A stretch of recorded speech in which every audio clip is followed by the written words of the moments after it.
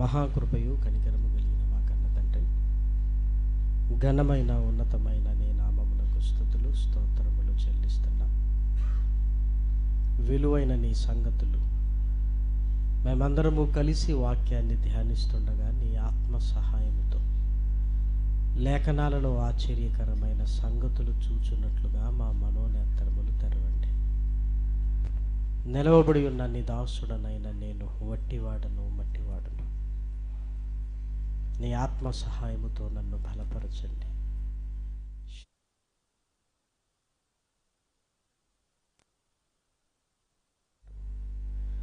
ఘనత, మహిమ, ప్రభావములను మీకే చెల్లిస్తూ ఈ రాత్రి నాయన నీ పిల్లలకు, వారి కుటుంబాలకు, సంఘానికి క్షేమాభివృద్ధిని కలిగించమని కోరుకుంటూ క్రీస్తు నామం నీ ప్రార్థన కోరుకొనుచున్నాము తండ్రి. ఆమేన్.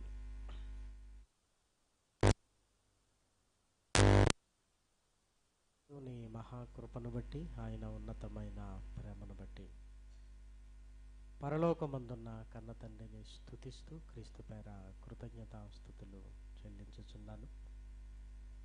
స్థానిక సంఘ కాపరి గారికి, దేవుని పిల్లలైన మీ అందరికీ కూడా క్రీస్తు పేర శుభములు, వందనములు తెలియజేసుకుంటూ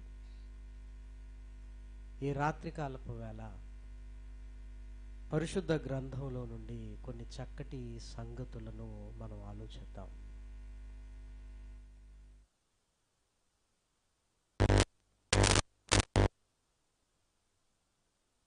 వారి క్షేమాన్ని కొన్ని డబ్బులు చేతిలో పెడతాం, జాగ్రత్త రాని.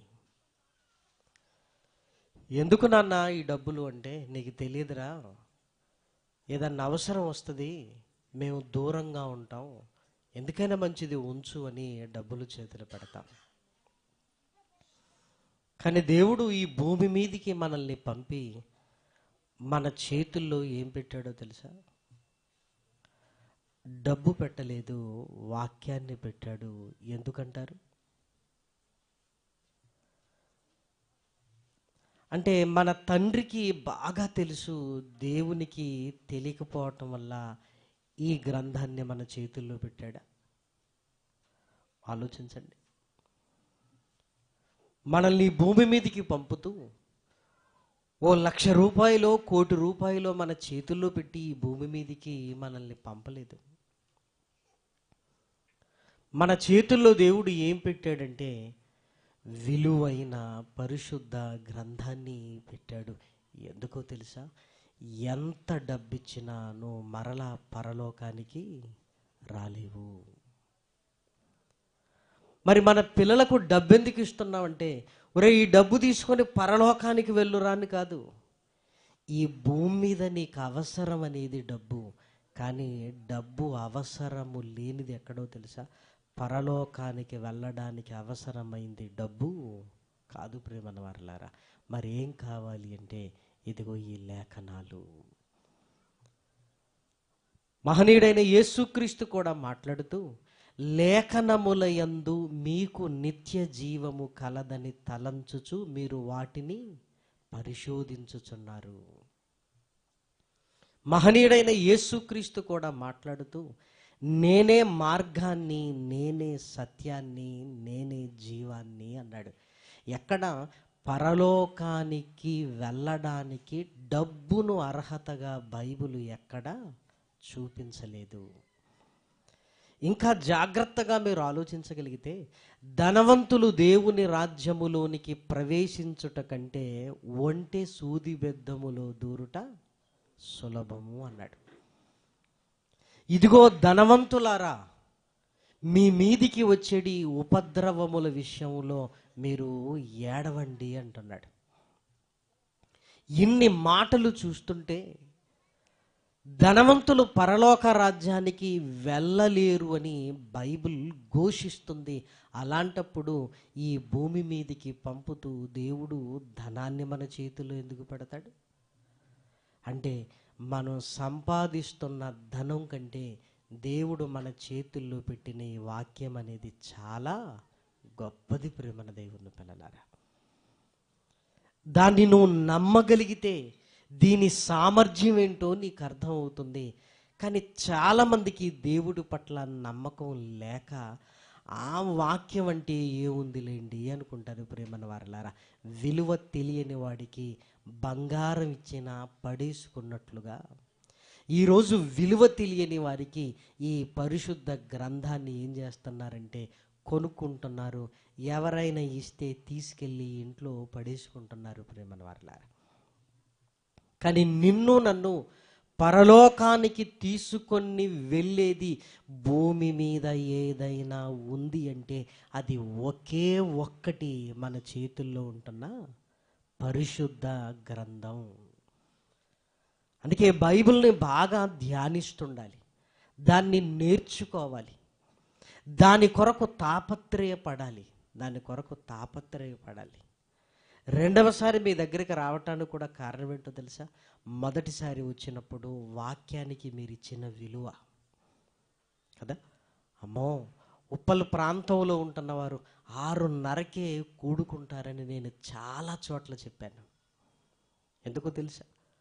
వాక్యాన్ని ప్రేమించే వారి దగ్గరికి వెళ్ళి 4 మాటలు చెబితే వాళ్ళు ప్రయోజకులు అవుతారు. వాక్యాన్ని విలువ లేని చోట్ల ప్రకటిస్తే వ్యర్థము. మీ ముత్యములు పందుల ముందు వెయ్యొద్దు, చల్లొద్దు అన్నాడు ప్రియమైన వారలారా.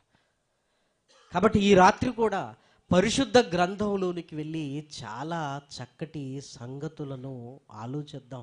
ఎందుకంటే మనల్ని పరలోకానికి తీసుకొని వెళ్ళగలిగే ఏకైక గ్రంథం మన చేతుల్లో ఉంది.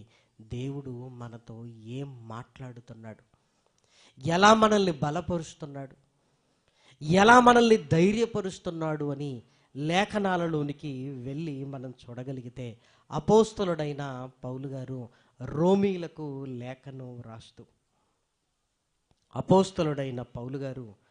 పరిశుద్ధాత్మ ప్రేరణతో రోమీలకు లేఖను రాస్తూ కొన్ని మంచి విషయాలను తెలియజేస్తున్నాడు. ప్రేమన దేవుని పిల్లలారా, 31, 32 8వ అధ్యాయము 31, 32 వచనాలు దయచేసి చూడండి. రోమీలకు రాసిన పత్రిక 8వ అధ్యాయము 31, 32. ఇట్లుండగా ఏమందుము, దేవుడు మన పక్షముగా ఉండగా మనకు విరోధి ఎవడు? దేవుడు మన పక్షముగా ఉండగా మనకు విరోధి ఎవడు అని మరలా మాట్లాడుతూ ఇంకొక విషయాన్ని చెప్తున్నాడు. చూడండి, తన సొంత కుమారుణ్ణి అనుగ్రహించుటకు వెనుక తీయక మనందరి కొరకు ఆయనను అప్పగించినవాడు ఆయనతో పాటు సమస్తమును మనకెందుకు అనుగ్రహింపడు? ఏమండి, ఈ మాటలలో చాలా లోతున్నది ప్రేమన వారలారా. దేవుడి కొరకు మనం బ్రతుకుతున్నప్పుడు, దేవుడు మన పక్షముగా ఉన్నప్పుడు మనకు విరోధి ఎవడు అంటున్నాడు. విరోధి ఎవడు అంటే దాని అర్థం ఏంటి? దేవుడు మన పక్షాన ఉన్నప్పుడు మనకు విరోధన్నవాడు భూమి మీద ఉండడు.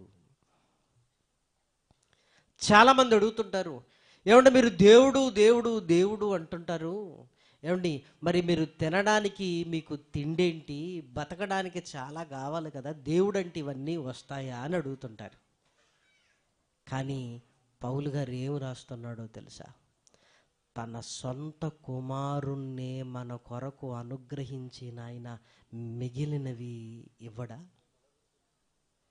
ఏమంటే మన అవసరాలు ముఖ్యమైనవా, యేసుక్రీస్తు ప్రాణం ముఖ్యమా? ఒకసారి మీరు ఆలోచించండి. ఆయన ప్రాణం విలువైంది. అలాంటి విలువైన ప్రాణాన్నే మన కొరకు ఇచ్చినప్పుడు, ఏమండి భూమి మీద మనకు అవసరమైన సమస్తమును ఇస్తాడా ఇవ్వడా? ఇస్తాడు. ప్రేమన వారలారా, ప్రాణాన్ని ఇచ్చిన వాడికి మిగిలినవన్నీ చాలా చిన్నవి. ప్రేమన వారలారా, కానీ మనిషి దేవుణ్ణి నమ్మలేకపోతున్నాడు. తన భవిష్యత్తును ఆలోచించి కంగారు పడుతుంటాడు. నేను ఎలా బతకాలి, నా పిల్లలు ఎలా బతకాలి అంటున్నారు. నువ్వు దేవుణ్ణి నమ్మితే నీ దేవుడు ఎంత గొప్పవాడో ఆలోచించు. ఆయన ఎంత గొప్పవాడంటే, ఇదిగో తలపై ఉంటున్న ఆకాశాన్ని కలిగించి కోటాను కోట్ల నక్షత్రాలను పెట్టిన గొప్పవాడైన. ఎంత గొప్పవాడండి! కోటాను కోట్ల నక్షత్రాలను ఆకాశంలో పెట్టాడంటే, అమ్మో, నీకేం కావాలో ఆయన ఇవ్వలేడా? భూమి మీద సకల జీవరాశులకు ఆహారాన్ని ఇస్తున్నాడు ఆయన. ఏమండి, ఆకాశ పక్షులకు మనమే రోజు వండి పెడుతున్నావా? లేదే. మరి ఎవరిస్తున్నారు అంటే, దేవుడే తన గుప్పిలి విప్పి ఆహారాన్ని ఇస్తున్నాడు. పక్షులకే ఆహారాన్ని పెడుతున్న ఆయన పక్షుల కంటే నువ్వు శ్రేష్ఠుడవు. నిన్ను వదిలేస్తాడా అసలు? మనల్ని వదిలేస్తాడా? ఎప్పుడు గుర్తుపెట్టుకోండి, మనం దేవుణ్ణి వదిలేస్తామేమో కానీ దేవుడు మనల్ని వదిలిపెట్టాడు ప్రియమైన వారలారా. మరి కష్టాలు, కన్నీళ్ళు, కరువులు, ఇబ్బందులు ఇవన్నీ వస్తున్నప్పుడు మనం ఎలా ఆలోచిస్తామంటే, దేవునిలో నేను ఉన్నందుకే ఇన్ని కష్టాలేమో అని దేవుణ్ణి విడిచిపెట్టడానికి మనం ప్రయత్నం చేస్తాం. మనం విశ్వాసాన్ని కలిగి ఉండాలని దేవుడు కోరుకుంటుంటే మనం విశ్వాసములో నుంచి దిగజారిపోతుంటాం. నా కొరకు తన సొంత కుమారుని ప్రాణాన్ని ఇచ్చిన దేవుడు సమస్తమును ఇవ్వగలిగిన సమర్థుడు అని నమ్మాలి ప్రేమన వారలారా. ఆ నమ్మకం చాలా మందిలో పోతుంది. ఒక మనిషిని నమ్ముతున్నాడు ఏమి చేయకపోయినా, కానీ నీ కొరకు ప్రకృతిని కలిగించి తల్లి గర్భంలో నిన్ను నిర్మించి తల్లి గర్భంలో నుంచి క్షేమంగా బయటికి తీసుకుని వచ్చి ఇంతకాలం కంటికి రెప్పలా కాపాడిన ఆయన పట్ల మనకు నమ్మకం కుదరటం లేదంటే మీరు ఆలోచించండి, విశ్వాసములో ఎంత దిగజారిపోతున్నాం. పౌలు గారు మాట్లాడుతూ క్రింది వచనాలలో కొన్నింటిని చెబుతున్నాడు, దయచేసి చూడండి. 35వ వచనం, క్రీస్తు ప్రేమ నుండి మనల్ని ఎడబాపువాడు ఎవడు?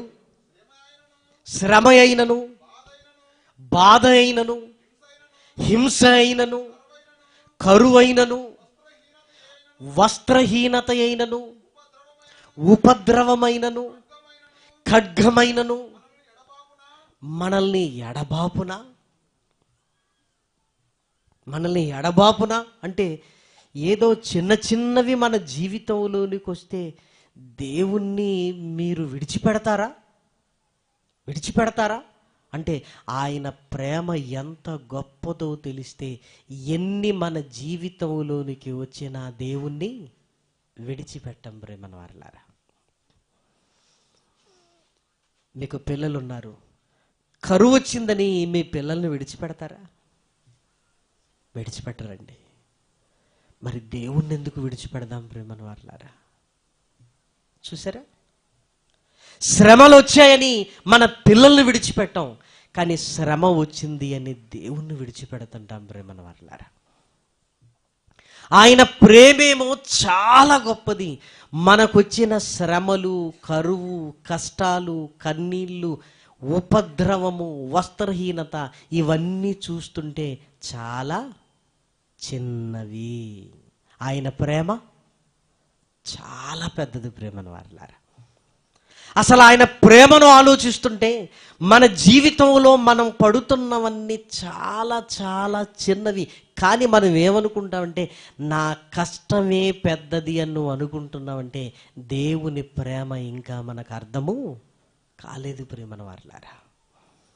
అర్థం కాలేదు ప్రేమన వారలారా.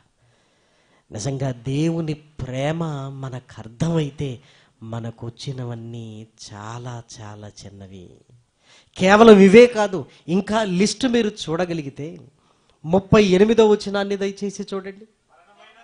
మరణమైనను, జీవమైనను, దేవదూతలైనను, ప్రధానులైనను, ఉన్నవి అయినను, రాబోవునైనవి అధికారులైనను, ఎత్తైనను, లోతైనను, సృష్టింపబడిన మరి ఏదైనను మన ప్రభువైన క్రీస్తు యేసు నందలి దేవుని ప్రేమ నుండి మనల్ని ఎడబాప నేరవని నేను మామూలుగా నమ్మట్లేదు. ఎలా నమ్ముతున్నాడట? రూఢిగా నేను నమ్ముతున్నాను. ఎందుకంటే ఆయన ప్రేమ చాలా గొప్పది. ఇదిగో ఈ అధికారులు, ఈ పదవులు, ఈ ఎత్తులు, దేవదూతలు, లోతులు, చివరికి మరణాన్ని కూడా ఆయన ప్రేమతో పోలిస్తే చాలా చిన్నది అంటున్నాడు. ప్రేమను వారలారా, ఏమండి, దేవుని ప్రేమ అంత గొప్పగా మనకు అర్థమైతే మన జీవితంలో వస్తున్నవన్నీ చాలా చిన్నవి. ప్రేమను వారలారా, పౌలు గారు మాట్లాడుతున్న మరొక మాటను మనము చూడగలిగితే రోమీలకు రాసిన పత్రిక 8వ అధ్యాయము, రోమీలకు రాసిన పత్రిక 8వ అధ్యాయము 18వ వచనాన్ని చూడండి. మన ఎడల ప్రత్యక్షము కాబోవు మహిమ ఎదుట ఇప్పటి కాలపు శ్రమలు ఎన్నదగినవి కావని ఎంచుచున్నాను. ఇప్పటి కాలపు శ్రమలు ఎన్నదగినవి కాదంటే ఇవి మాట్లాడుకునే అంత గొప్పవి కానే కాదు.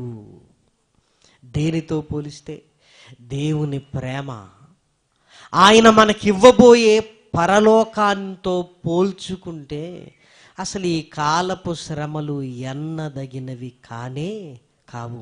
అంటే మనము చిన్న చిన్న వాటికే నేను భరించలేను, నా వల్ల కాదు, నా జీవితం ఇంతే, ఇదిగో కరువులో ఉన్నాం, 4 డబ్బులు లేవు అని రకరకాలుగా బాధపడుతూ చివరికి దేవుణ్ణి విడిచిపెడుతుంటాం. ప్రేమను వారలారా, కానీ దేవుని ప్రేమ చాలా గొప్పది. ఆ ప్రేమ మనకు అర్థమైతే ఈ కాలంలో వచ్చిన శ్రమలన్నీ కూడా చిన్నవిగా కనపడతాయి. ఎప్పుడు దేవుణ్ణి హత్తుకొని బ్రతుకుతాం. ప్రేమన వారలారా, ఏమండి, దేవుడు మాటగా రాశాడు. ఇలాంటి శ్రమలలో కూడా దేవుడిని విడిచిపెట్టకుండా బ్రతికిన వారు ఉన్నారంటే బోలెడంతమంది ఉన్నారు. ప్రేమన వారలారా, ఏదో మనం ఒక్కరమే కాదు, చాలామంది ఉన్నారు. ప్రేమన వారలారా, అందులో ఒక్కదానిని ఈరోజు మనం చూడగలిగితే రోమీలకు రాసిన పత్రిక 8వ అధ్యాయంలో 35లో ఒక విషయాన్ని మనం మాట్లాడుకుందాం. క్రీస్తు ప్రేమ నుండి మనల్ని ఎడబాపు వాడు ఎవడు? శ్రమ అయినను, బాధ అయినను, హింస అయినను, కరవైనను. ఈరోజు కరువు గురించి మాట్లాడుకుందాం. ప్రేమన వారలారా, ఏమంటే కరువు అనగానే ఏంటి చెప్పండి? కరువు అనగానే ఏంటి? ఎండాకాలం విపరీతంగా ఎండలు మండుతుంటాయి, వర్షాలు పడవు. ఏప్రిల్ నెలలో ఏదో ఎండలు కురుస్తున్నాయంటే అది వేరు, ఎండలు మండుతున్నాయంటే. జూన్ జూలై నెలలో కూడా ఎండలు మండుతున్నాయంటే రైతు గుండెల్లో రైళ్లు పరిగెత్తుతుంటాయి. ఎందుకో తెలుసా? వర్షం పడకపోతే విత్తనాలు వేయడానికి అనువుగా నేల ఉండదు. విత్తనాలు వేయకపోతే పంటలుండవు. పంట లేకపోతే కరువు వస్తుంది.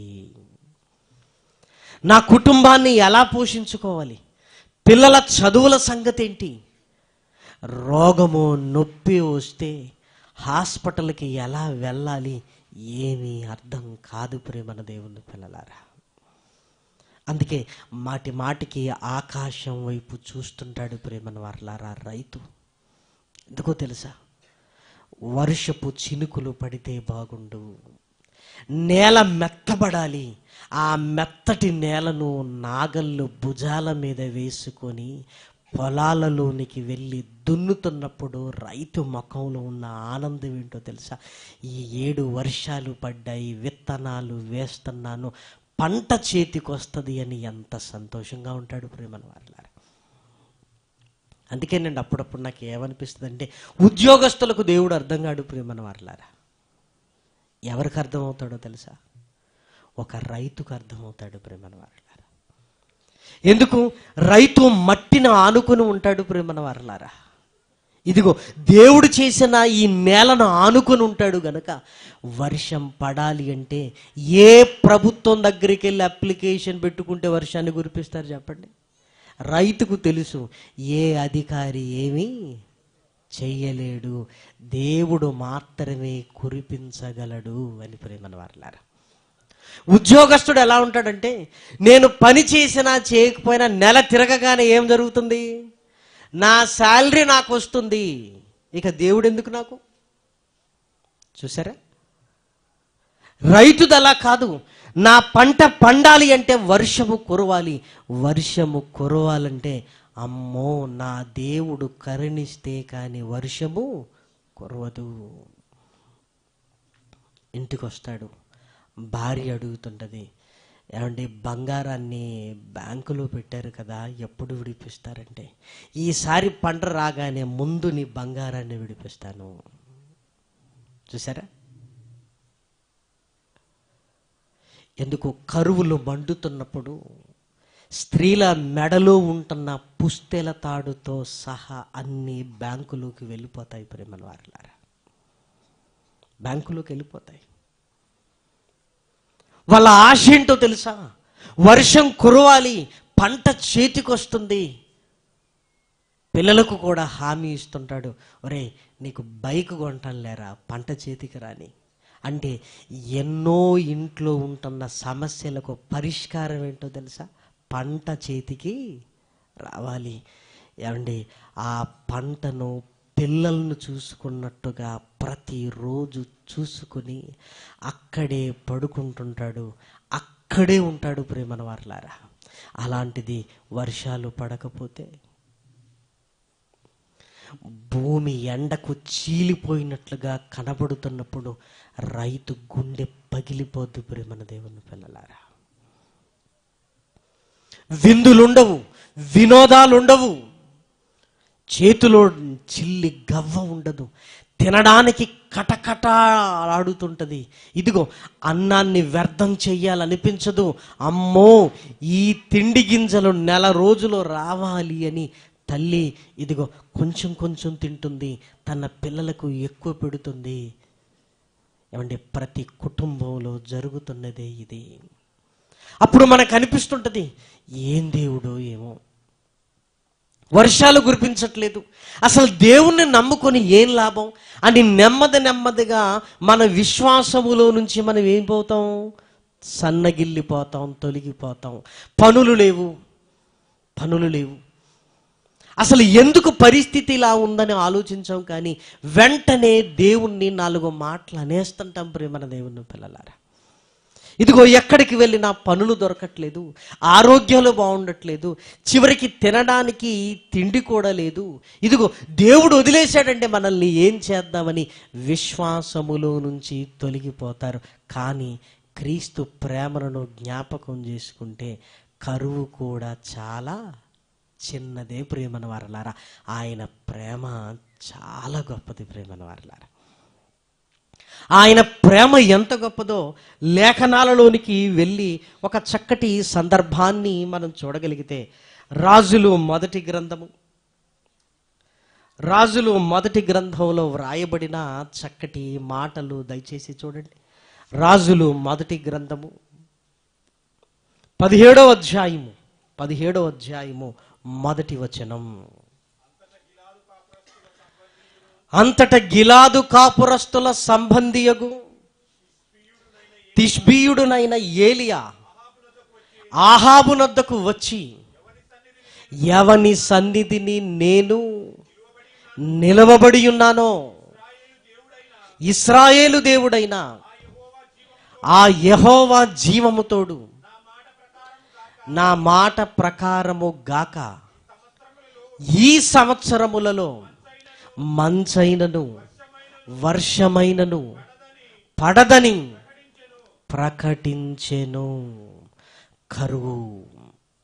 వర్షం పడకపోతే భయంకరమైన కరువు. ప్రియమైన వారలారా, ఆహాబు గారు ఇశ్రాయేలీలను పరిపాలిస్తున్న కాలం. ఏలియా వెళ్ళి ఇదిగో కరువు రాబోతుంది అని చెబుతున్నాడు. ప్రియమైన వారలారా, అసలు కరువు ఎందుకు వస్తుంది? కరువు ఎందుకు వస్తుందో మీరు లేఖనాలలో చూడగలిగితే, రాజులు మొదటి గ్రంథము 16వ అధ్యాయము, రాజులు మొదటి గ్రంథము 16వ అధ్యాయము 21, 22 వచనాలను చూడండి. కరువు ఎందుకు వచ్చిందో అక్కడ రాయబడింది. అప్పుడు ఇశ్రాయేలు వారు 16వ అధ్యాయము 21, రాజులు మొదటి గ్రంథము 16, 21, 31, క్షమించండి 31. నెబాతు కుమారుడైన యెరోబాము జరిగించిన పాపక్రియలను అనుసరించి నడుచుకొనుట స్వల్ప సంగతి అనుకొని అతడు సీదోనీయులకు రాజైన యెజ్బయేలు కుమార్తెను యెజబేలును వివాహము చేసుకొనెను. బయలుదేవతలను పూజించుచు వానికి మ్రొక్కుచూ ఉండెను. ఎవరు? ఆహాబు రాజు. ఇతడు ఎవడంటే ఇశ్రాయేలీయుడు. ఎవరిని పెళ్లి చేసుకున్నాడు? సీదోనీయుల రాజకుమార్తె అయిన యెజ్బయేలును వివాహం చేసుకున్నాడు. ఆమె పేరేం పేరు? యెజబేలు. చేసుకున్న తర్వాత ఈ ఇశ్రాయేలు రాజు ఏం చేస్తున్నాడో తెలుసా? బయలు దేవతలకు మొరుక్కుతున్నాడు. ఎంత తప్పు చూసారా ప్రియమైన వారలారా? ఆజ్ఞలలో మొదటి ఆజ్ఞ ఏంటి? నేను తప్ప వేరొక దేవుడు నీకు ఉండకూడదు. పైన ఆకాశం అందే కానీ, క్రింద భూమి అందే కానీ, భూమి క్రింద నీళ్ళ అందే కానీ ఏ రూపమును నీవు చేసుకొనకూడదు. వాటికి సాగిలా పడకూడదు. ఇశ్రాయేలు రాజే దేవతలను మొక్కుతున్నాడు. ఎంత తప్పు చేస్తున్నాడు చూడండి. రాజే ఈ పని చేస్తున్నాడంటే ఇశ్రాయేలీల పరిస్థితి ఏంటి? అంతే కదా. రాజే దారి తప్పిపోతే ప్రజలు దారిలో ఉంటారా? ఇది చాలదన్నట్లుగా ఇంకా ఏం చేస్తున్నాడో మీరు చూడగలిగితే, ఇదే 16వ అధ్యాయము 32వ వచనాన్ని దయచేసి చూడండి. షోమ్రోనులో తాను బయలునకు కట్టించిన మందిరమందు బయలునకు ఒక బలిపీఠమును కట్టించెను. మరియు ఆహాబు దేవతా స్తంభం ఒకటి నిలిపెను. ఈ ప్రకారము ఆహాబు తన పూర్వీకులైన ఇశ్రాయేలు రాజులందరికంటే ఎక్కువగా పాపము చేసి. చూసారా?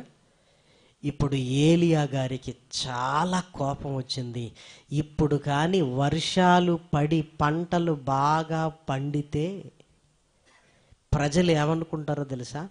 యెజబేలు ఇదిగో దేవతా స్తంభాన్ని నిలిపింది, వర్షాలు బాగా పడుతున్నాయి అనుకుంటారు కదా. ఏలియా వెళ్ళాడు. ఆహాబు, నువ్వు తప్పు చేశావు. ఇప్పటి వరకు వర్షాలను కురిపించి పంటలనిచ్చి నిన్ను కాపాడి సామ్రాజ్యాన్ని సుభిక్షంగా పెట్టిన దేవుణ్ణి విడిచి బయలునకు మ్రొక్కి దేవతా స్తంభాన్ని నిలిపావే. ఇదిగో ఈ రోజు నుంచి మంచైనను వర్షమైనను కురవదు. ఇశ్రాయేలీలు అర్థం చేసుకుంటున్నారు, ఆ యెజబేలు మన దేశంలో అడుగుపెట్టి ఆ స్తంభాన్ని నిలిపిన దగ్గర నుంచి ఏం పడట్లేదు? వర్షాలు పడట్లేదు. అంటే ఇప్పుడు చెప్పండి, కరువు ఎందుకు వస్తుంది అన్నమాట?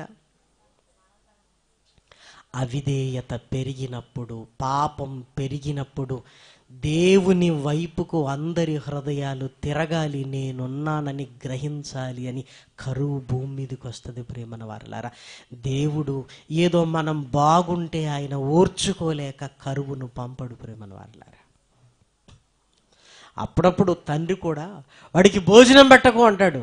ఎందుకు? వాడికి బాధ్యత తెలియట్లేదు అని. దేవుడు కూడా నేను వర్షాలను కురిపిస్తూ, ఋతువులను రప్పిస్తూ, ఆరోగ్యాలను ఇస్తూ వాళ్ళని కాపాడుతుంటే నా విలువ తెలియట్లేదు, అవిధేయులవుతున్నారు, పాపం పెరుగుతుంది. మరి నేనున్నానన్న సంగతి వాళ్ళకి తెలియాలంటే ఏమి రావాలి? అందుకే ఆకాశాన్ని ఇత్తడిగా మార్చేస్తాను అన్నాడు. ఏలియా వెళ్ళి దేవుణ్ణి విడిచిపెట్టి విగ్రహారాధన వైపుకు మీరు వెళతారా? ఇదిగో మరలా నేను చెప్పేంతవరకు వర్షమైనను మంచైనను కురవది అన్నాడు. 3.5 సంవత్సరాలు వర్షం పడలేదు అంటే కరువు ఏ రకంగా ఉండొచ్చో మీరు అర్థం చేసుకోండి. భయంకరంగా ఉంది. పశువులకు గడ్డి కూడా దొరకట్లేదు. ఏ పశువులకంటే రాజు పశువులకే గడ్డి లేదు, ఇక సామాన్యమైన పశువులకు లేదు. చూడండి 18వ అధ్యాయము 5వ వచనం. రాజుల మొదటి గ్రంథము 18వ అధ్యాయము 5వ వచనం. ఆహాబు దేశములో ఉదకదారలన్నింటినీ నదులన్నింటినీ చూడబోయి పశువులన్నింటినీ పోగొట్టుకొనకుండా గుర్రములను కంచెర గాడిదలను ప్రాణములతో కాపాడుటకై మనకు గడ్డి దొరుకునేమో తెలుసుకొనుమని. మనకు గడ్డి దొరుకుతుందేమో కాస్త తెలుసుకో. గడ్డి అంటే పెంచేది ప్రియమైన వారలారా. ఎక్కడ పడితే అక్కడ దొరికేది, ఎక్కడ పడితే అక్కడ దొరికే గడ్డి కూడా లేదు. ఉదకదారలు అంటే ఇదిగో నీటి ఛాయలు అంతటా తిరుగుతున్నారు, కానీ ఎక్కడ నీటి చారలు లేవు. అంటే భయంకరమైన కరువు ఉంది. దేవుడు ఏలియాతో మాట్లాడుతూ, ఏలియా నువ్వు కేరీతు వాగు దగ్గరికి వెళ్ళు, అక్కడ కొన్ని నీళ్లున్నాయి, కాకోలములతో నీకు ఆహారాన్ని పంపుతాను అన్నాడు. అక్కడికి వెళ్ళాడు. కొన్ని దినాలు ఆ వాగు నీళ్లు తాగాడు. కాకోలములు ఆహారాన్ని తీసుకుని వస్తున్నాయి, తిన్నాడు. కొన్ని దినముల తర్వాత ఆ కేరీతు వాగు ఏమైపోయింది? ఎండిపోయింది. అసలు నీళ్ళే లేవిగా. అప్పుడు దేవుడు ఏలియాతో మాట్లాడుతున్నాడు. దయచేసి చూడండి 17వ అధ్యాయము 8వ వచనము. అంతట యెహోవా వాక్కు అతనికి ప్రత్యక్షమై ఈలాగు సెలవిచ్చెను, నీవు సీదోను పట్టణ సంబంధమైన సారెపతు అను ఊరికి పోయి అచ్చట ఉండుము. నిన్ను పోషించుటకు అచ్చటనున్న ఒక విధవరాలికి నేను సెలవిచ్చి తిని పో అన్నాడు. ఏలియా లేచి సీదోను ప్రాంతంలోకి వెళ్ళాడు. ఎందుకంటే అక్కడ ఒక విధవరాలు నిన్ను పోషించడానికి నేను ఏర్పాటు చేశాను అన్నాడు కదా. సంతోషంగా వెళ్తున్నాడు. ఈ వాగు దగ్గర నీళ్లు లేవు కాబట్టి దేవుడే పోషించడానికి ఒక స్థలాన్ని నా కొరకు ఏర్పాటు చేశాడని చాలా సంతోషంతో వెళ్ళాడు. ఆ ఊరి గవిని దాటగానే, లోపలికి దాటగానే ఒక విధవరాలు పుల్లలు ఏరుతుంది. ప్రేమన వారలారా, ఒక విధవరాలు పుల్లలు ఏరుతుంది. ఆశ్చర్యపోయాడు. దేవుడేమో నన్ను పోషించడానికి ఒక విధవరాలను ఏర్పాటు చేశానన్నాడు. ఇక్కడ ఈ విధవరాలు చూస్తుంటే ఏం చేస్తుంది? పుల్లలు ఏరుతుంది. అమ్మా, నువ్వు వెళ్ళి నా కొరకు నీళ్లు తీసుకొనిరా, బుడ్డిలో నీళ్లు తీసుకొనిరా, అలాగే వస్తూ వస్తూ అప్పం ఒకటి తీసుకొనిరా అన్నాడు. అప్పుడు ఆమె చెబుతున్న మాట చూడండి, 11వ వచనం. ఆమె నీళ్లు తేబోచుండగా అతడు ఆమెను మరలా పిలిచి, నాకొక రొట్టె ముక్కను నీ చేతిలో తీసుకొనుమని రమ్మని చెప్పెను. వెంటనే ఆమె ఆగిపోయింది. అయ్యా, మీరు సేవకులులా ఉన్నారు, యెహోవా జీవము తోడు, నా దగ్గర ఏముందో తెలుసా? బుడ్డిలో కొంచెము నూనె, తొట్టిలో పట్టెడు పిండి. అంటే ఇలా పట్టుకోగలిగినంత పిండి, అంతే. ఇలా పట్టుకున్నప్పుడు పిండి ఎంత ఉంటుంది? అంతే పిండి. పట్టెడు పిండి అంటే పట్టుకోగలిగినంత పిండి. నూనె ఎంత ఉంది? కొంచెమే నూనె ఉందయ్యా, కొంచెమే ఉంది. మా పరిస్థితి ఏంటంటే, నాకు ఒక కుమారుడు ఉన్నాడు. మేము చావక మునుపు నా కొడుకు రొట్టెలు చేసి ఇచ్చేసి, ఇక తిన్న తర్వాత ఏమీ లేదు, ఇద్దరం కలిసి చచ్చిపోదాం అనుకుంటున్నామయ్యా అని చెప్పింది. ఎంత కరువులో ఉంది ప్రేమను వారిలారా. కొడుకొచ్చి, అమ్మా ఆకలి అవుతుందంటే తల్లి ఏం చెప్పిందంటే, ఒరేయ్ నేను తట్టుకోలేకపోతున్నాను అని చెప్తే ఆ రొట్టె చేసి నీకు ఇస్తానురా, ఇదిగో తట్టుకోగలిగినంత వరకు తట్టుకో, ఈ నీళ్లు తాగు. ఏ తల్లైనా పస్తులు ఉంటుందేమో కానీ తన పిల్లల్ని మాత్రం తన కనుల ముందు పస్తులు ఉంచలేదు ప్రేమను వారిలారా. తల్లి ప్రేమ ఎలాంటిదంటే, అమ్మ నాకు సరిపోయిందంటే తల్లి నమ్మదు. ఒక్కసారి నీ కడుపు చూపించరా అంటది. వాడిలా షెడ్ లేపి చూపిస్తే లోపలికి వెళ్తుంది కదా, ఇంకో కొంచెం తినరా అంటది కదా. ఎంత ప్రేమ తల్లిది. అలాంటి తల్లి, ఒరే నీళ్లు తాగురా అంటే ఎక్కడా కూడా ఏమీ లేదు. భయంకరమైన కరువు.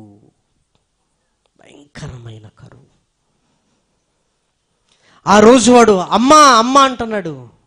ఏంట్రా అంటే, అమ్మా నాకు బాగా ఆకలి అవుతుందమ్మా, నేను తట్టుకోలేకపోతున్నానమ్మా, ఇదిగో చూడు అని వాడు అంగీ తీసి కడుపును చూపించేసరికి కడుపు లోపలికి వెళ్ళి ఎముకలు కనబడుతుండేసరికి తల్లి తట్టుకోలేకపోయింది. ప్రియమైన దేవుని పిల్లలారా, ఒరే అలాగైతే నేను పుల్లలేరుకొని వస్తాను, వచ్చి వెంటనే నీకేం చేస్తాను, రొట్టె చేసి నీకు పెడతానురా, కనీసం ఇది తినైనా ఒక వారం రోజులు నువ్వు బతుకుతావేమో.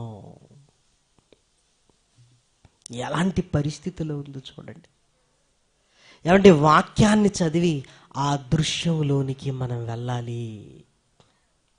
ఈ అక్షరాల వెనుకున్న దృశ్యంలోనికి వెళ్ళగలిగితే దేవుని కొరకు ఎంత కరువులో బ్రతుకుతున్న వారిని చూస్తున్నప్పుడు మనకు వచ్చిన కరువే ఉందండి అసలు. ఏమంటే ఇంత కరువు ఎప్పుడైనా మనకు వచ్చిందా? చిన్న చిన్న వాటికే దేవుణ్ణి వదిలేస్తున్నావేమో మనం. అయ్యా, యెహోవా జీవము తోడు, బుడ్డిలో కొంచెము నూనె, తొట్టిలో పట్టెడు పిండి తప్ప ఏమీ లేదు.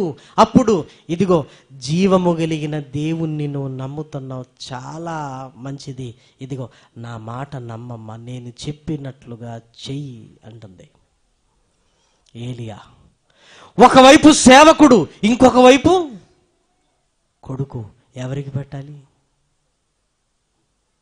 ఒకవైపు సేవకుడు నా మాట నమ్మమ్మ అంటున్నాడు, ఇంకొక వైపు కొడుకు అమ్మా రొట్టె నాకే కదా అని వాడు అడిగినప్పుడు, ఒరే నీకు కాదురా సేవకుడికి అని చెప్పగలదా తల్లి?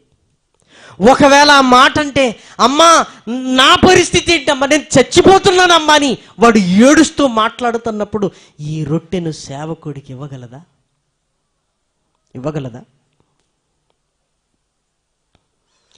దేవుని యందు విశ్వాసమున్న వారి జీవితాలను చూస్తున్నారా?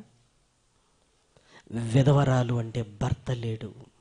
దేవా నా భర్తను తీసుకున్నావు, ఈ కష్టాలలో నన్ను వదిలేశావని దేవుని ప్రేమను ఏమండి ఎడబాపలేదు ప్రేమన దేవుని పిల్లలారా. ఏమనుకుందో తెలుసా? ఏదో ఒకరోజు అందరము పోయే వాళ్ళమే, అయినా దేవుణ్ణి నమ్ముతుంది. కరువు వచ్చింది, ఇంట్లో తిండి గింజలు లేవు, అయినా దేవుణ్ణి నమ్ముతుంది. కొడుకు ఆకలితో అలమటిస్తున్నాడు, ఇక చచ్చిపోయే పరిస్థితులు వస్తున్నాయి, అయినా దేవుణ్ణి నమ్ముతుంది. వేసుకోవటానికి బట్టలు లేవు, తినడానికి తిండి లేదంటే వేసుకోవడానికి ఉంటాయా? ఒంటి మీద ఉన్న బట్టలు తప్ప ఇంకే బట్టలు లేవు. శ్రమ అయినను, హింస అయినను, కరువు అయినను, బాధ అయినను, ఖడ్గమైనను, ఉపద్రవమైనను దేవుని ప్రేమ నుంచి మనల్ని ఎడబాపునా అంటున్నాడు. యేసుక్రీస్తు భూమి మీదకి రాకపూర్వమే ప్రవక్తలు చెప్పిన దేవుని మాటలు విని ఎంత భక్తిగా ఉందో చూసారా? ఎంత భక్తిగా ఉంది. గబగబా ఇంటికి వెళ్ళింది, రొట్టె చేస్తుంది. కొడుకు నాకే కదమ్మా అన్నాడు. వరే నీకు కాదురా, మరి ఎవరికమ్మా? దైవజనుడు వచ్చాడురా, ఆయన పేరు ఏలియా. ఒరే ఏం కాదురా, దేవుడు మనకు తోడుగా ఉంటాడు, ఏం కాదు, నా మాట నువ్వు నమ్మురా.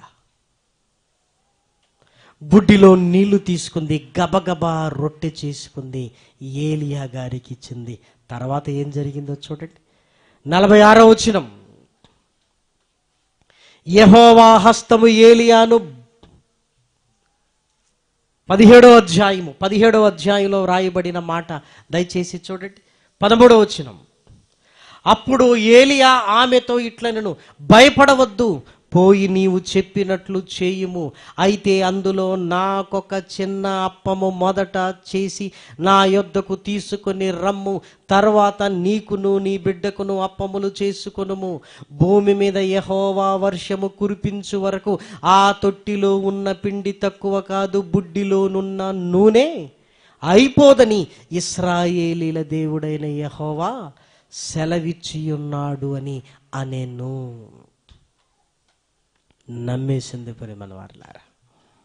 నమ్మింది. ఎలాంటి స్థితిలో నమ్మింది అంటే కరువులో కూడా విశ్వాసము నుంచి తొలగిపోలేదు ప్రేమల వారలారా. దేవుణ్ణి ఎంత గొప్పగా అర్థం చేసుకొని ఉంటే విశ్వాసము నుంచి తొలగిపోలేదు. అలాగే ఇంటికి వెళ్ళింది.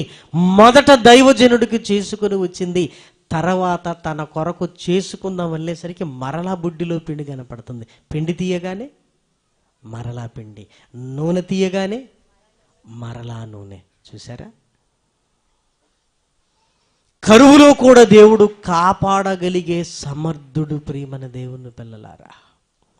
కరువు వచ్చిందని దేవుణ్ణి విడిచిపెట్టద్దు. పరిస్థితులు మనకు ఎదురు తిరిగాయని ఏం దేవుడు లేడులే అనుకోకు. ఒక్కసారి ఎదురు చూడు విశ్వాసముతో ఆయన వంక. ఆయన చెయ్యలేనిదంటూ ఏమైనా ఉందా? ఏమీ లేదు. నమ్ముట నీ వలనైతే నమ్మువానికి సమస్తము సాధ్యమే.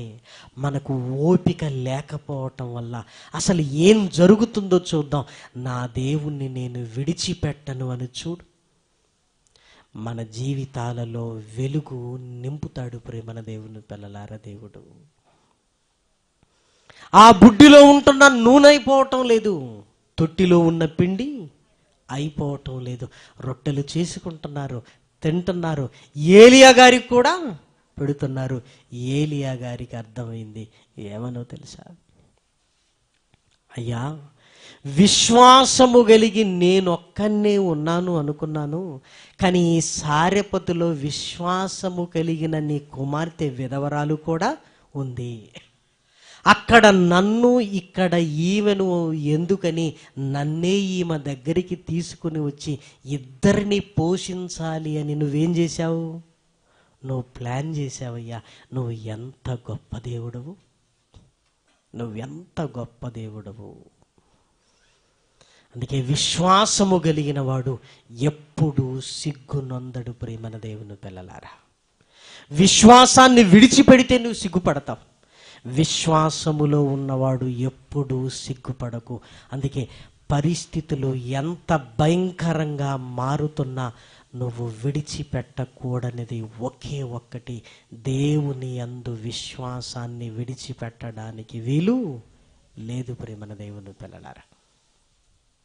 అది శ్రమ వచ్చినా, హింస అయినా, బాధ అయినా, కరువైనా, వస్త్రహీనత అయినా, ఖడ్గమైన, ఉపద్రవమైన, మరి ఏదైనా ఏదొచ్చినా కూడా క్రీస్తును విడిచిపెట్టే ప్రసక్తి లేనే లేదు. ఎందుకంటే నువ్వు నిలబడగలిగితే ఆయన ఎన్ని గొప్ప కార్యాలు నీ జీవితంలో చేస్తాడో నువ్వు చూస్తావు. తొందరగానే పడిపోతే ఏముంది ప్రేమను వారలారా. చాలామంది పిల్లలు రేపు రిజల్ట్ అనగానే నేను ఫెయిల్ అయిపోతాను అనుకుని చచ్చిపోతుంటారు ప్రేమను వారలారా. రేపటిదాకా ఆగి చూడరాదు, ముందుగానే అనుకుంటారు.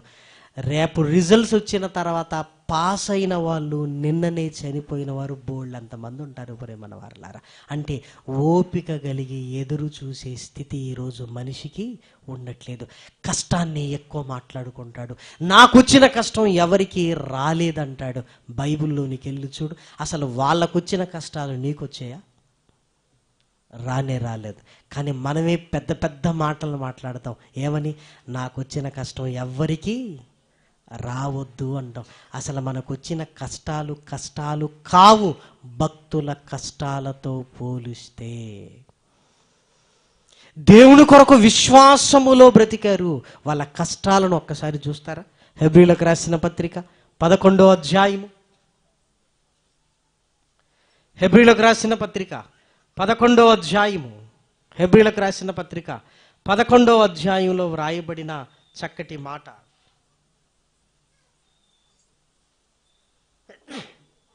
36వ వచనం.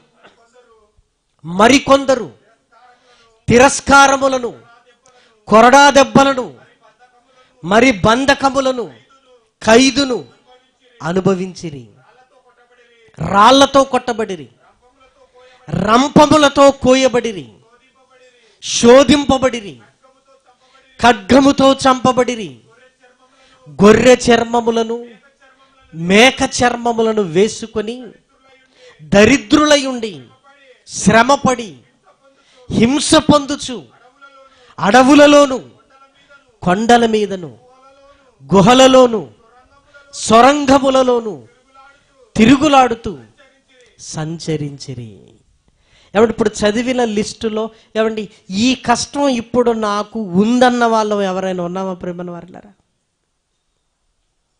ఏమండి మొన్ననేనండి మా బంధువులు రంపాలతో కోయబడ్డారని ఎవరిని గురించి అయినా చెప్పగలవా? రాళ్లతో కొట్టబడ్డారని ఎవరిని గురించి అయినా మనం చెప్పగలవా? ఏమండి దేవుని కొరకండి జైలుకి వెళ్ళాడండి ఆయన అని మనకు తెలిసిన వారిని ఎవరైనా చెప్పగలవా? అసలు మనకుందా ఈ స్థితి? లేదు ప్రేమన్న వారలారా. మరి చిన్న చిన్న వాటికే ఎందుకు దేవుణ్ణి విడిచిపెడుతున్నాం మనం? దేవుణ్ణి విడిచిపెట్టడం అంటే ఏంటో కాదు. దేవాలయానికి నువ్వు రావటం లేదంటే నీ విశ్వాసము సన్నగిల్లిపోయింది. దేవుని పట్ల నమ్మకాన్ని నువ్వు కోల్పోయావు. నమ్మితే ఎందుకు ఆలయానికి రావట్లేదు? ఆలోచించండి. ఇక బైబిల్ చదవవు ఎందుకంటే విశ్వాసము లేదు. ఇక ప్రార్థన జీవితం ఉండదు ఎందుకంటే నమ్మకం లేదు. నేను ప్రార్థన చేసినా దేవుడు వినలే, విశ్వాసము లేదు. భయంకరమైన కష్టాలలో, కన్నీళ్లలో వీరు దేవుని కొరకు బ్రతికారు. ఎప్పుడో తెలుసా? యేసుక్రీస్తు రాక మునిపే దేవుని ప్రేమను అర్థం చేసుకొని దేవుని కొరకు నిలబడ్డవారు. మనం వచ్చే సమయానికి భూమి మీద వాళ్లకు చెయ్యనిది దేవుడు మన కొరకు చేశాడు. ప్రేమన వారలారా, వాళ్ళకు చెయ్యనిది ఏంటో తెలుసా? వాళ్ళ కొరకు యేసుక్రీస్తు ఈ భూమి మీదికి అప్పుడు రాలేదు. ఇదిగో మన కొరకు వచ్చాడు. మన కొరకు వచ్చి మన కొరకు తన విలువైన రక్తాన్ని చిందించాడు. ఆయన ప్రేమను నీకు నాకు చూపించాడు. ఇదిగో యేసుక్రీస్తు శిలువ బలియాగం లేని ఆ రోజుల్లోనే ఇంత కష్టాల మధ్య, కన్నీళ్ళ మధ్య వాళ్ళు దేవుని కొరకు బ్రతికితే యేసుక్రీస్తు శిలువ ప్రేమను చూసిన తర్వాత చిన్న చిన్న వాటికి ఎందుకు తొలగిపోతున్నావు? అలాని ఈరోజు లేదు, ఎప్పటికీ దేవుడు ఇవ్వడనుకుంటున్నావా? తన సొంత కుమారుణ్ణే ఇచ్చిన ఆయన సమస్తమును ఎందుకు ఇవ్వడు అంటున్నాడు. ఖచ్చితంగా ఇస్తాడు. ఇదిగో సారెపతులో ఉన్న విధవరాల్ని చావనిచ్చాడా? చావు దాకా వెళ్ళింది, కానీ కాపాడుకోలేదా? ఆలోచించండి. మహనీయుడైన యేసుక్రీస్తు కూడా ఆయన భూమి మీదికి వచ్చిన తర్వాత కూడా ఒక విధవరాల్ని మనకు చూపిస్తున్నాడు. ప్రేమన దేవుని పిల్లలారా, బీద విధవరాలు, ప్రేమన వారలారా. కానుక పెట్టెలో అందరూ కానుకలు వేస్తున్నారు, కానుక పెట్టెలో అందరూ కానుకలు వేస్తున్నారు. లూకా సువార్త 21వ అధ్యాయము మొదటి 3 వచనాలను దయచేసి చూడండి. కానుక పెట్టెలో తమ కానుకలు వేయుచున్న ధనవంతులను ఆయన పారజూచెను. ఒక బీద విధవరాలు 2 కాసులు అందులో వేయుచుండగా, ఆమె ధనవంతురాలైన విధవరాలేమీ కాదు. విధవరాలంటేనే కష్టం ఉంటుంది ఇంట్లో. అందులో మరలా ఏంటి, బీద విధవరాలు అంటే ఆ 2 కాసులు ఆమెకు చాలా అవసరం. ప్రేమన వాళ్ళారా, 2 కాసులు అనగానే ఏదో గొప్ప డబ్బు కాదు, చిన్నది. ఆ చిన్నది ఆమెకు చాలా అవసరం. కానీ కానుక పెట్టె దగ్గరికి వచ్చి కానుక వేస్తుంది. యేసుక్రీస్తు చెలించిపోయాడు. ప్రేమన దేవుని పిల్లలారా, ఎందుకో తెలుసా? ఆమె జీవనమంతయు వేసింది. ఆమె జీవనమంతయు వేసింది అంటే కష్టాలకు కన్నీళ్లకు కదిలింపబడలేదు. ఏమనుకుంటుంది తెలుసా? ఈ 2 కాసులు ఉంటే నేనేదో గొప్పగా బతికే అవకాశం ఏమీ లేదు. ఈ 2 కాసులు కూడా దేవునికి ఇచ్చి నేను దేవుని కొరకు చచ్చిపోతాను అనుకున్నది. ప్రేమన వాళ్ళారా, ఈ 2టితో ఏదో నాకు జరిగేది ఏమీ లేదు, కాబట్టి అలాని ఈ 2 దేవునికి ఇస్తాను, దేవుడు కొరకు నేను చచ్చిపోయినా పర్వాలేదు అనుకుంటుంది. ప్రేమన వాళ్ళారా, యేసుక్రీస్తు ఆమెను చూశాడంటే మీరు అర్థం చేసుకోవాలి ఎంత విశ్వాసము ఆమెలో ఉంది, ఎంత విశ్వాసం ఉంది. చావైనను మరణమైనను జీవమైనను ఎత్తైనను అధికారులైనను దేవదూతలైనను ఆయన ప్రేమ నుండి మనల్ని ఎడబాపవని రూఢిగా నమ్ముచున్నాను అన్నాడు. ప్రేమన వారలారా, ఏమండి, పౌలు గారికి కూడా ఇవన్నీ తన జీవితంలో వచ్చాయి. ఏమండి, ప్రాణాలను విడిచిపెట్టడానికి సిద్ధపడ్డాడే కానీ ప్రభువును మాత్రం విడిచిపెట్టలేదు. ప్రేమన వారలారా, విడిచిపెట్టలేదు. ఎందుకంటే ఆయన ప్రేమను అర్థం చేసుకున్నాడు. ఆయన ప్రేమ ఎక్కడ కనపడింది పౌలు గారికి అంటే సిలువ మీద. ప్రేమన దేవుని పిల్లలారా, రోమీలకు రాసిన పత్రికలో అదే విషయాన్ని పౌలు గారు చెప్తున్నాడు. చూడండి, రోమీలకు రాసిన పత్రిక 8వ అధ్యాయము, రోమీలకు రాసిన పత్రిక 8వ అధ్యాయంలో వ్రాయబడిన మాట, ప్రేమన దేవుని పిల్లలారా, 34 శిక్ష విధించువాడు ఎవడు? చనిపోయిన క్రీస్తు యేసే. శిక్ష విధించువాడు, ఇదిగో ఆయన చనిపోయాడు. ఎవరి కొరకు చనిపోయాడు? ఆయన మనందరి కొరకు చనిపోయాడు. ప్రేమన దేవుని పిల్లలారా, మనందరి కొరకు. ఏమండి, ఆ ప్రేమ ముందు మన జీవితంలో వచ్చే చిన్న చిన్న వాటిని ఏమండి చూసి చూడనట్టుగా వదిలేయాలి. ఈ కష్టాలు కన్నీళ్ళు ఇవి గొప్పవి అనుకొని క్రీస్తునే మనం విడిచిపెడుతున్నామంటే మన జీవితానికి అర్థం లేదు. ప్రేమన దేవుని పిల్లలారా, అర్థం లేదు. చనిపోయిన క్రీస్తే అంటే పౌలు గారికి ఎక్కడ అర్థం అవుతుందంటే సిలువలో యేసు క్రీస్తును చూస్తున్నప్పుడు ప్రేమ అర్థం అవుతుంది. ప్రేమన వాళ్ళారా, ఆయన అద్భుతాలు చేస్తున్నది చూడట్లేదు. ఆయన గుడ్డి వారికి కన్నుల్నిచ్చింది, కుష్టి వారికి కుదిర్చింది, స్వస్థతనిచ్చింది చూడట్లేదు. శిలువ మీద ఆయనను చూస్తున్నాడు. శిలువ మీద ఆయన ఎలా కనపడుతున్నాడు అంటే, మండు టెండలో పనిచేసేవాడు చెమటలతో తడిచినట్లుగా, ఏమండి, రక్తముతో ఆయన దేహము తడిచిపోయింది. ప్రేమన దేవుని పిల్లలారా, పౌలు గారికి అది కళ్ళ ముందు కదలాడుతుంది. నాపై ఉన్న ప్రేమ ఎంత గొప్పదంటే, ఆయన నా కొరకు రక్తాన్ని కార్చాడు. ఆయన కొరకు నేను దెబ్బలు తిన్నా పర్వాలేదు, ఆయన కొరకు నేను వస్త్రహీనుడుగా ఉన్నా పర్వాలేదు, ఆయన కొరకు నేను రాళ్ళ దెబ్బలు తిన్నా పర్వాలేదు, బెత్తములతో కొట్టబడ్డా పర్వాలేదు. ఆయన ప్రేమ ముందు ఇవి చాలా చిన్నవి. పౌలు గారు ఒక్కసారి రాళ్లతో కొట్టబడ్డాడు. ఏమనుకున్నాడో తెలుసా? నా ప్రభు ప్రేమ ముందు ఇదంతా అనుకున్నాడు. బెత్తములతో కొట్టబడ్డాడు. ఏమనుకున్నాడో తెలుసా? ఆయన శిలువ త్యాగం ముందు ఈ చిన్నదే ఉందిలే అనుకున్నాడు. ప్రేమన వారలారా, ఆకలితో అలమటించాడు, తిండి లేక. ఏమనుకున్నాడో తెలుసా? శిలువ మీద నీళ్ళ కొరకు తహతహలాడిన ఆయన బాధ ముందు నాదే ఉంది అనుకున్నాడు. ప్రేమన దేవుని పిల్లలారా,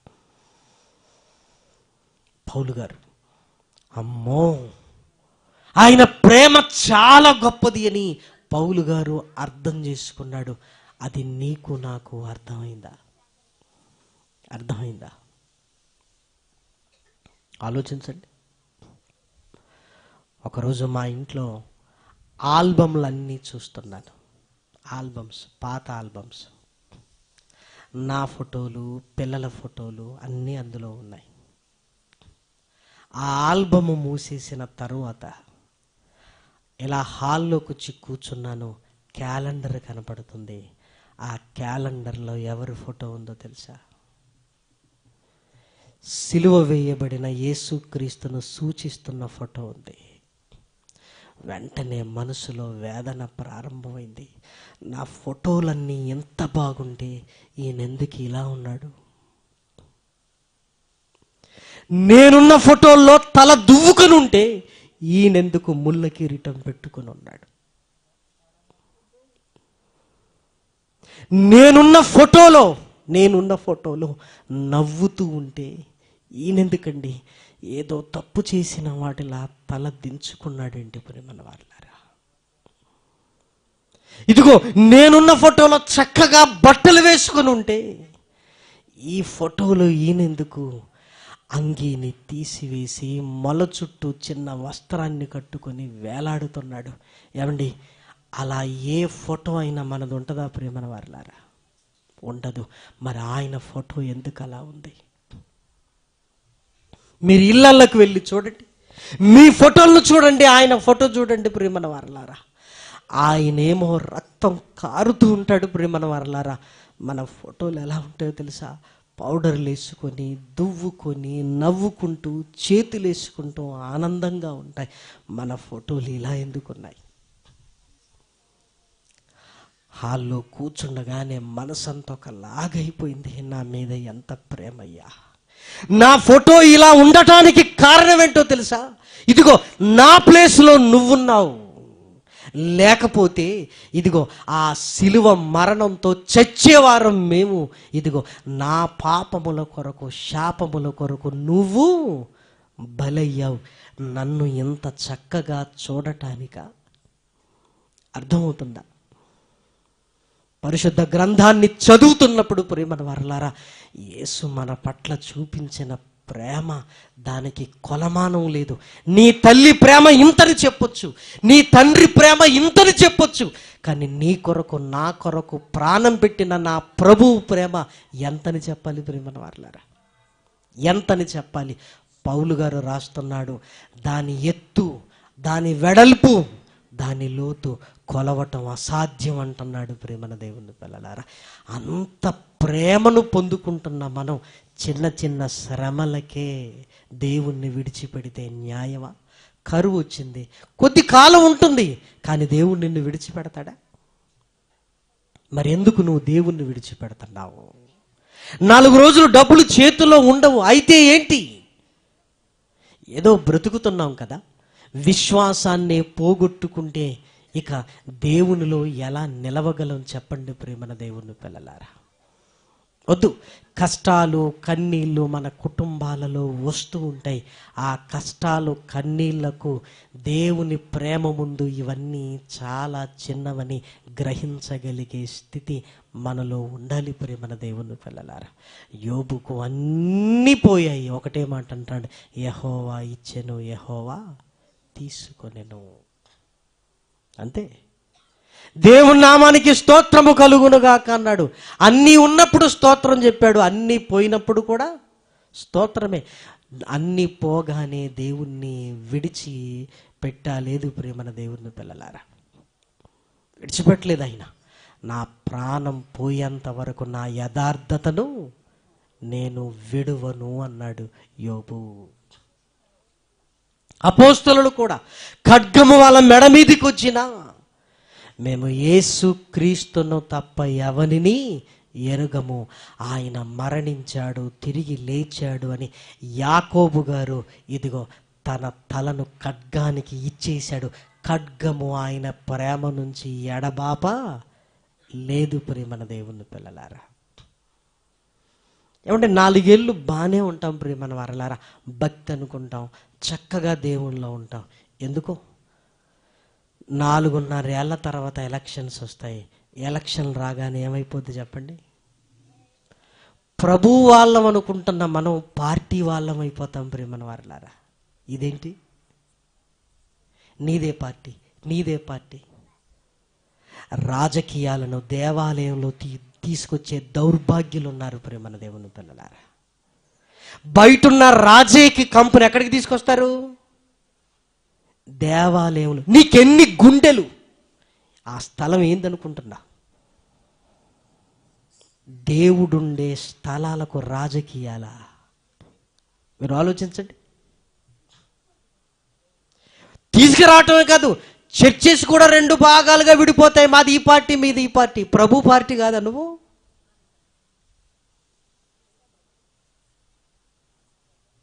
అధికారులు నిన్ను ఎడబాపుతున్నారు క్రీస్తు ప్రేమ నుంచి.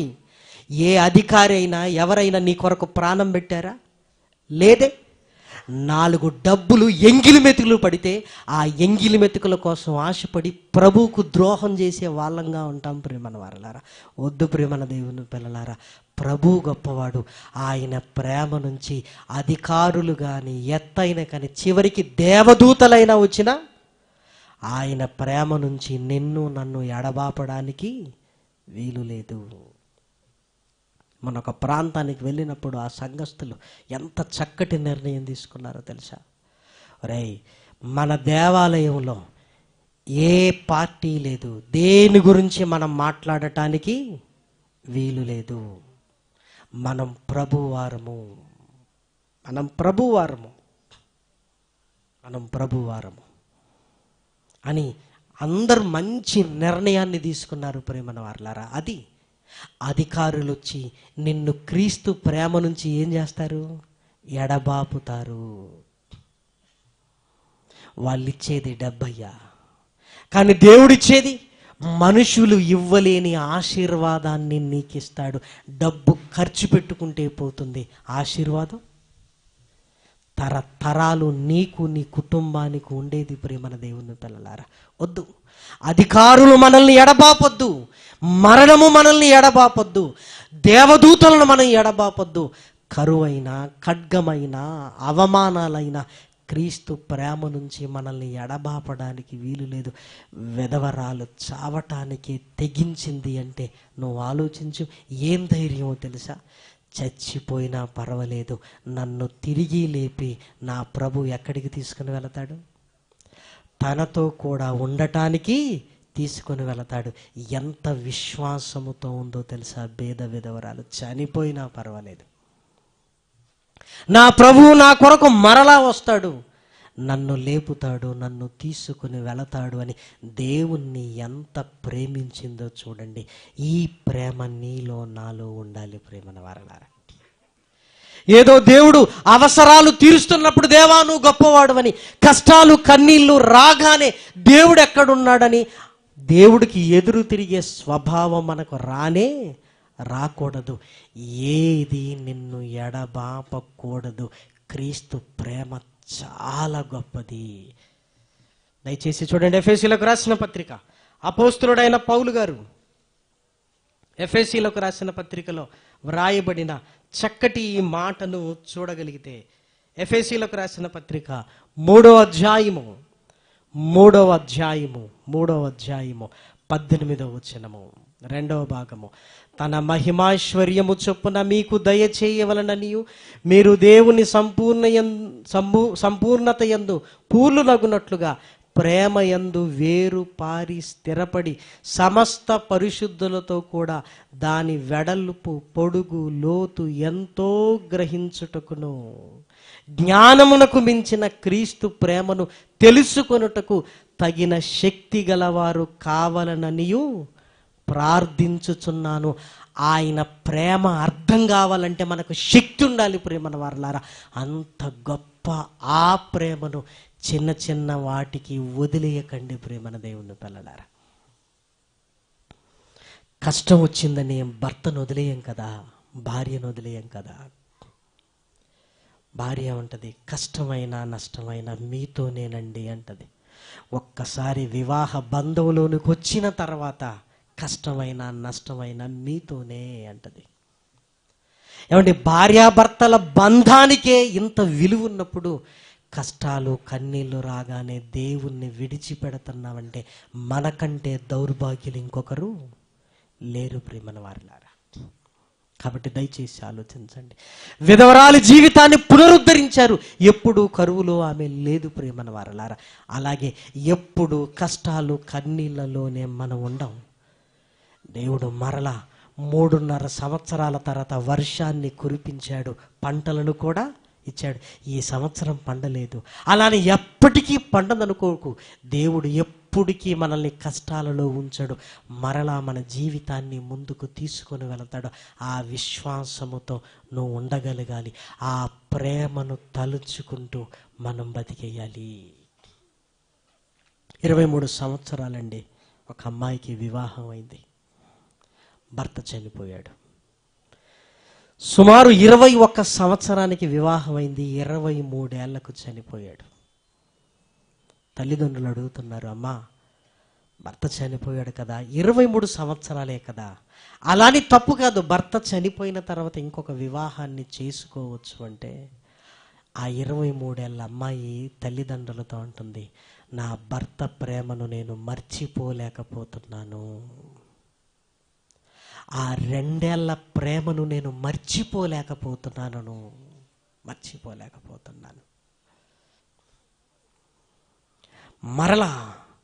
మరలా ఒక 2 ఏళ్ళు అయింది. అమ్మా ఏంటంటే నా భర్తను నేను మర్చిపోలేకపోతున్నాను.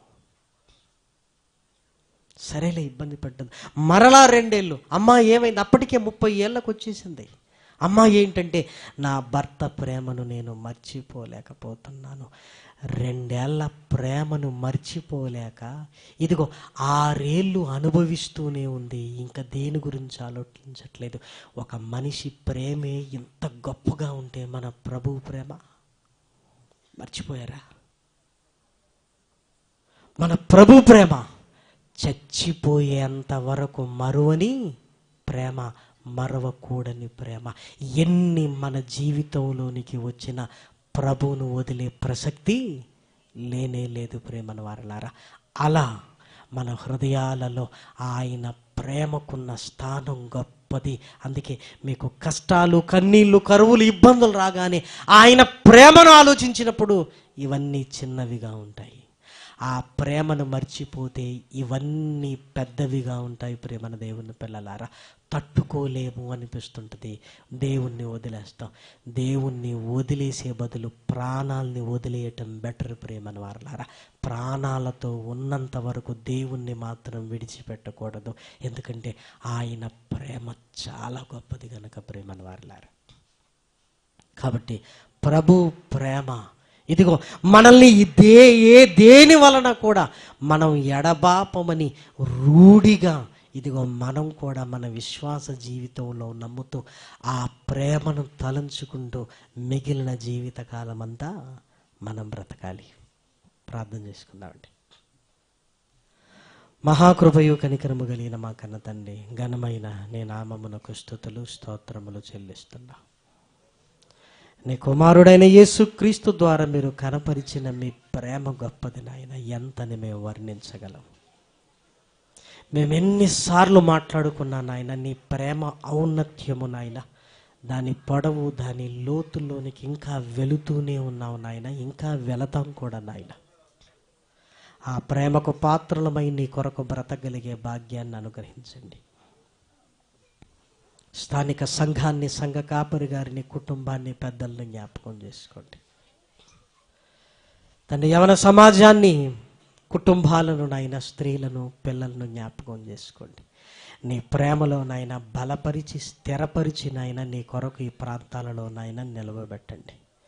కష్టాలలోనూ కన్నీళ్లలోనూ నాయన నీ సహాయాన్ని అనుగ్రహించమని మిమ్మల్ని ప్రాధేయపడుతున్నాను. ఈ రాత్రికాలం మా ప్రయాణములోను రేపటి దినము నుంచి కర్నూలులో జరగనంటున్న 4 రోజులు నాయన కోల్స్ కాలేజీ గ్రౌండ్లో నాయన తండ్రి అనేకమైన సంగతులు నీ పిల్లలతో మాట్లాడగలిగే భాగ్యాన్ని అనుగ్రహించండి. ఈరోజు వాతావరణాన్ని అనుగ్రహించిన ఆయన చక్కటి సంగతులు మీ పిల్లలకు తెలియజేయగలిగే భాగ్యాన్ని మీరు అనుగ్రహించారు. మా హృదయపూర్వకంగా కృతజ్ఞతాస్తుతులు చెల్లిస్తూ ఘనత, మహిమ, ప్రభావములనైనా మీకే ఆరోపిస్తూ స్థానిక సంఘమునకు క్షేమమును కలిగించమని, కుటుంబాలను దీవించి ఆశీర్వదించమని, సంఘ కాపరి గారిని, వారి కుటుంబాన్ని నాయన బలపరిచి ఇంకా ఈ పరిచర్యలో ముందుకు తీసుకొని వెళ్ళమని కోరుకుంటూ క్రీస్తు నామం నీ ప్రార్థన అడిగి వేడుకొనుచున్నాము తండ్రి. ఆమేన్.